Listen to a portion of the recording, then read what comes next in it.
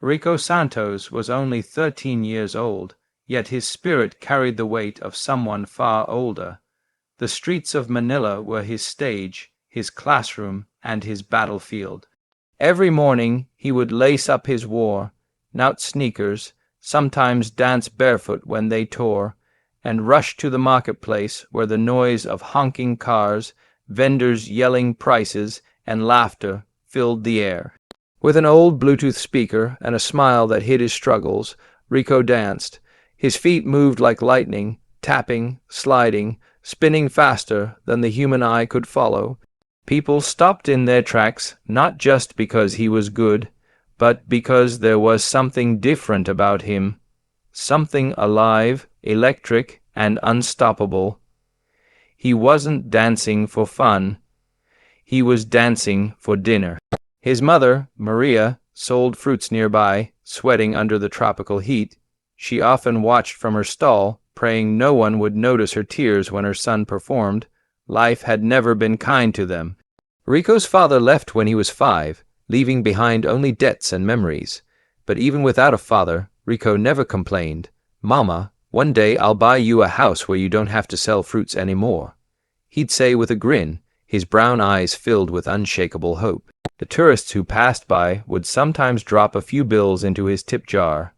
Some filmed him, amazed at the way his feet hit every beat like sparks on concrete.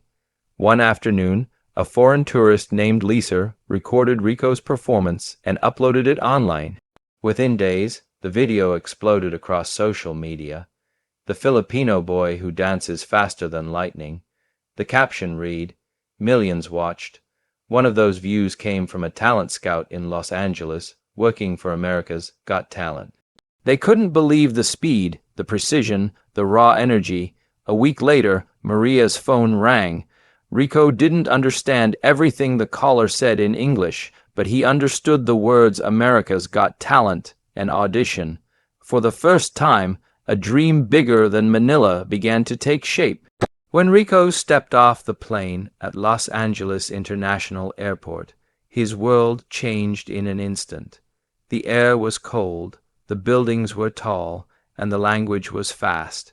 Everything felt huge. He held his mother's hand tightly, afraid to let go in this new world that felt like a dream he wasn't supposed to be in. They rode to the hotel provided by the show, and Rico spent the night staring out the window, watching city lights flicker like stars. The next day, it was time. Standing backstage at America's Got Talent, Rico's hands trembled. He wore a simple white shirt, jeans, and his old sneakers. No fancy costume, no backup dancers, just him and his feet. Simon Cowell looked at him curiously from the judge's table. "What's your name?" he asked in that firm, British voice. "I'm Rico. From the Philippines," he replied softly. "And what are you going to do for us tonight?" "I dance, sir, with my feet." The crowd chuckled, not out of cruelty but amusement. How could a small boy from across the world surprise them? Then the music began. A mix of Filipino tribal drums and an electronic beat filled the room. Rico took a deep breath, then moved. His feet exploded into motion, blurring faster and faster until it looked unreal. Every stomp matched the rhythm perfectly, every turn smoother than silk. The audience gasped, unsure if what they were seeing was real. Simon leaned forward, speechless, as Rico spun, flipped, and struck the final beat with a lightning, fast stomp. The music cut and silence fell. Then the entire crowd rose to their feet, cheering louder than Rico had ever heard in his life. Simon stood too, whispering into his mic, "That's not possible." Rico smiled shyly, wiping tears from his eyes. For the first time, he wasn't just a street dancer from Manila. He was Rico Santos, the boy whose feet moved faster than lightning. The golden confetti floated through the air like glittering rain, and Rico stood frozen in disbelief as the crowd roared around him. Heidi Klum had just slammed the golden buzzer, sending a storm of emotions rushing through his small body. His mother burst from backstage, her face covered in tears, and wrapped her arms around him as the music swelled. The cameras zoomed in, capturing the boy who had gone from dancing barefoot on the streets of Manila to standing in gold on the world's biggest stage. Rico couldn't speak. He could only cry into his mother's shoulder as the audience chanted his name. Simon Cowell, still stunned, finally broke into a rare smile. "Rico," he said, leaning into his microphone, "you just did something I've never seen before in my entire career." Rico wiped his tears and whispered, "Thank you, sir," in a trembling voice that melted hearts across America. Backstage, the celebration continued. The other contestants hugged him, the producers cheered, and the internet exploded within minutes. Clips of his performance hit millions of views overnight. Headlines read, "Filipino boy's feet defy physics on AGT." People around the world were calling him the Lightning Boy of Manila. But Rico didn't care about fame. All he cared about was his mother's smile, shining brighter than the confetti still tangled in his hair. That night in the hotel, Maria prayed beside her son. "You showed them who you are, Anak," she whispered. "You showed them the heart of the Philippines." Rico held her hand and said softly, "Mama, I just wanted to make you proud." She kissed his forehead and replied, "You already did." As the semifinals approached, the celebration faded and the real work began. AGT rehearsals were brutal, with long hours of training and constant pressure to create something new. Rico wanted to go faster, to push his limits, to make sure his next performance was unforgettable. His choreographer warned him not to overdo it, but Rico couldn't stop. He practiced until midnight, repeating steps on the cold stage floor until sweat soaked his shirt. Then, one wrong turn changed everything. His ankle twisted sharply, and pain shot through his leg. He fell, clutching his foot, biting back tears. The doctor who checked him said he needed rest, maybe even to skip the next round. Rico looked at his mother, his eyes full of panic. "If I stop now, everything we worked for is gone," he said. Maria knelt beside him, her voice shaking. "You've already made your country proud, my son. Don't hurt yourself." But Rico only shook his head. "Mama, I can't quit now, not when the world is watching." On the night of the semifinals, Rico limped onto the stage, hiding the pain as best he could. The audience cheered wildly when his name was announced. He took a deep breath as the lights dimmed and smoke curled around his feet. The music began, low, dark, pulsing. His first movements were careful, deliberate, showing the strain in every step. Then, as the drums built up, his energy exploded. His feet moved like thunderclaps, faster and faster, pushing through the pain. The rhythm filled the theater, the beats echoing through every heart in the crowd. Even with an injured ankle, Rico danced with everything he had left. The stage lights flickered like lightning, matching his unstoppable pace. When the performance ended, Rico fell to his knees, gasping for breath. For a second, the crowd was silent. Then the entire theater erupted. People were screaming his name, crying, clapping until their hands ached. Simon Cowell stood and shouted over the noise, "He's unstoppable. This boy is pure magic." Rico's tears streamed down his face as he tried to stand, but his mother ran to him and helped him up. The judges all gave standing ovations, their faces filled with awe. That night, as Rico sat backstage with ice on his swollen ankle, Simon walked up to him quietly and said, "Rico, pain makes artists, but heart makes legends, and you, my boy, have both." Rico smiled weakly, his voice barely above a whisper.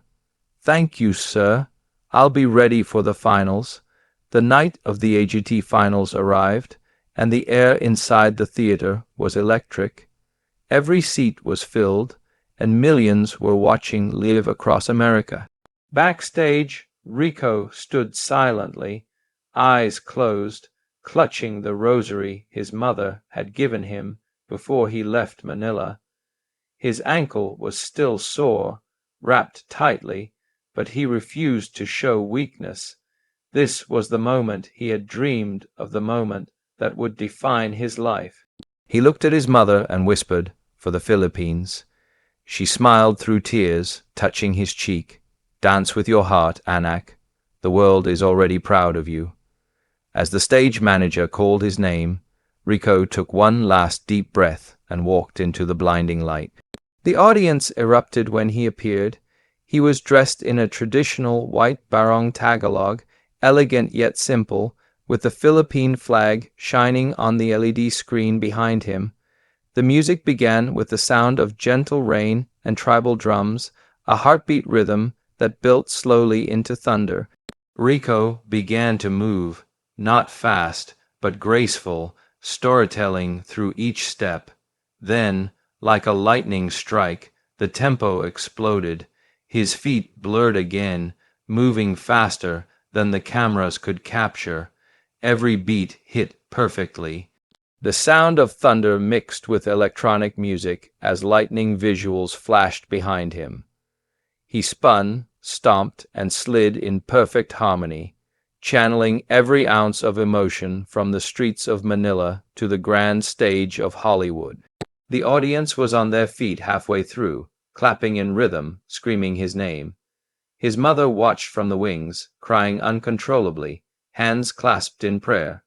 Rico finished his routine with a powerful leap, landing perfectly on the final drumbeat, then dropped to his knees as lights exploded around him. For a moment, there was silence. Then the crowd erupted into a roar so loud it shook the building.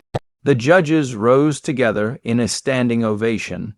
Heidi was in tears, Sofia Vergara clapped over her head, and even Simon Cowell had his hands together, nodding with pride.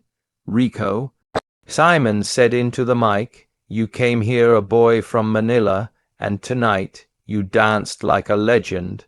You reminded everyone that talent doesn't need money, it just needs heart." Rico's eyes filled with tears as the audience chanted his name over and over.